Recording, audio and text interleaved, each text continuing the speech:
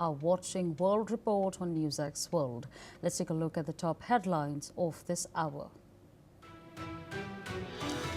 The bodies of 45 Palestinians previously held by Israel were handed over to Gaza hospital under ceasefire deal brokered by US President Donald Trump. The agreement stipulated that Israel would return 15 Palestinian bodies for each Israeli deceased returned. And on Monday, Hamas transferred 3 Israeli bodies and 1 Nepalese.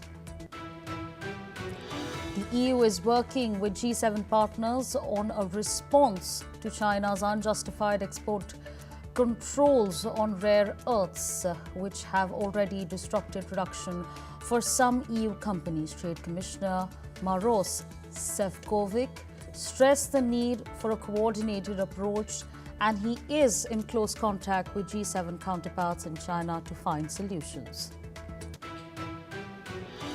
French Prime Minister Sébastien Lecornu proposed suspending the 2023 suspension reform until 2027 presidential election in a bid to win support from leftist lawmakers and secure passage for the 2026 budget. The move, which threatens President Macron's economic legacy, would cost billions but must be offset by savings to avoid worsening the deficit.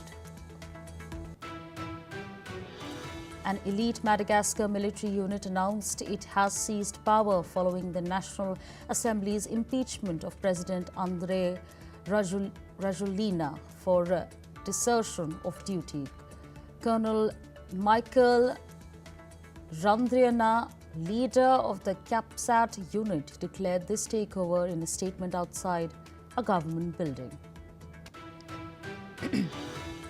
A deadly fire at a garment factory and chemical warehouse in Dhaka, Bangladesh, killed at least 16 workers and injured 8 others. Authorities believe toxic gas inhalation was the cause of the fatalities, and the fire, which broke out on October 14, 2025, has been brought under control.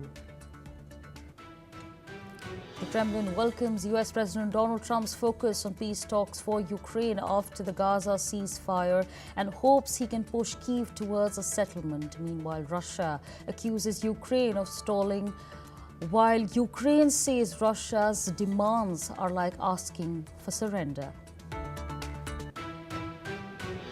The US and China have rolled out special port fees on shipping firms registered in either countries as the trade war between the two of the world's largest economies expands. The US first announced this fee earlier this year, and China has levied reciprocal fees for US-linked ships in its port, with both set to activate today.